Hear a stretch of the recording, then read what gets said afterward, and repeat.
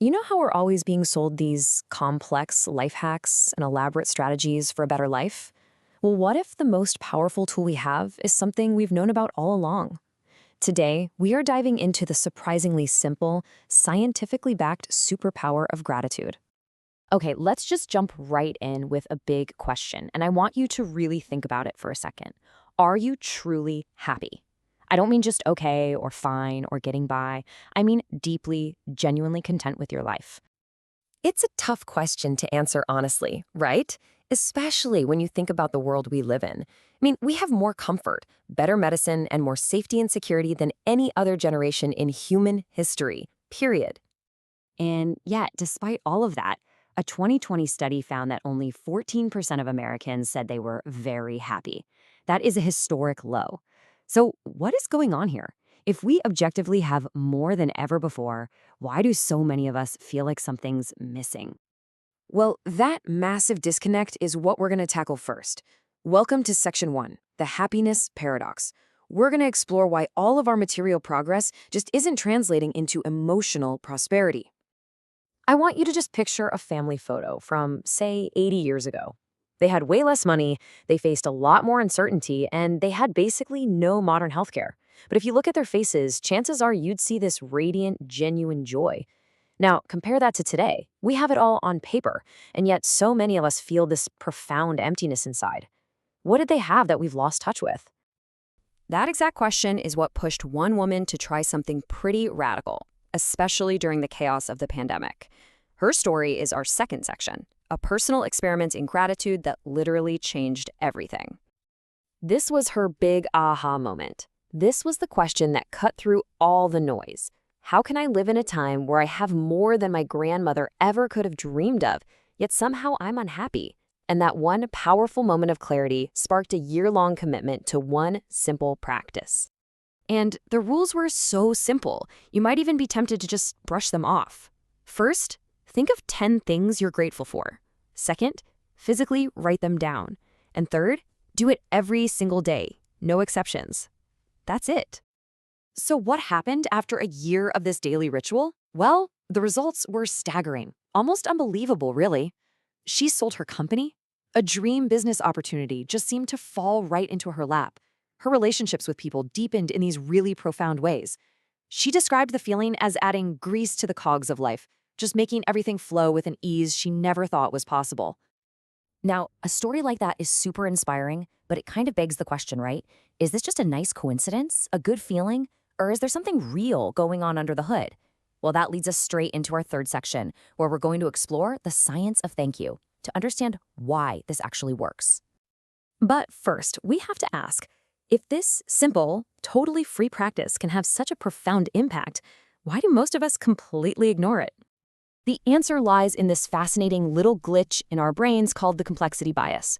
It's really just a fancy term for our subconscious belief that big problems must need complicated, expensive solutions. This bias makes us systematically overlook the simple, powerful answers that are staring us right in the face. And this is a perfect, hilarious example. It's like when we get caught up debating the tiny health differences between almond milk and oat milk, feeling like we're making this super smart choice while completely ignoring the triple caramel latte we're pouring it into. We obsess over the complex details and we totally miss the simple, obvious thing. But the science here is overwhelming.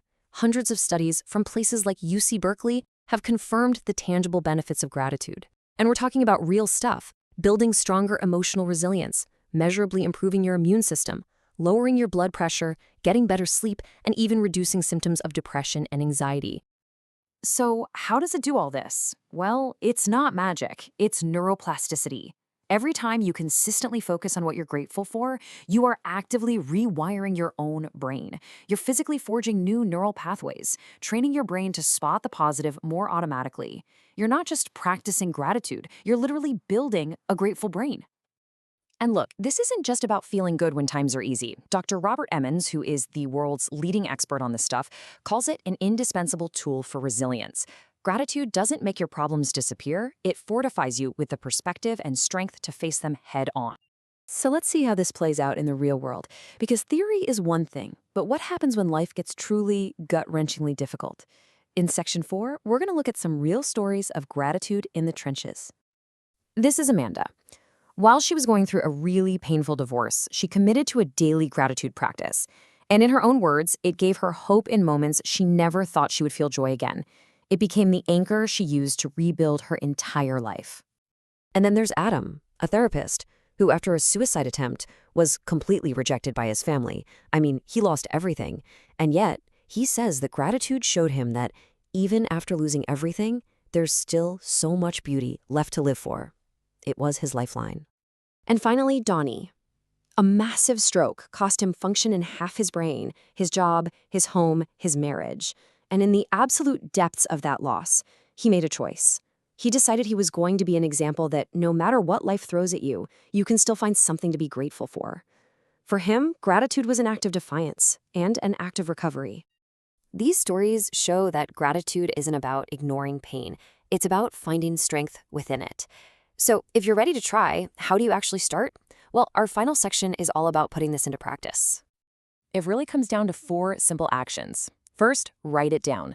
Big things, small things, doesn't matter, just be consistent. Second, feel it. This is the most important part. Don't just go through the motions, really connect with that emotion in your heart. Third, share it. Tell someone you appreciate them. Gratitude actually gets bigger when you give it away. And finally, be patient. This is a mental muscle. It gets stronger with every single rep. Because here is the ultimate takeaway. Gratitude is not some passive, soft feeling. It is an active, cognitive tool.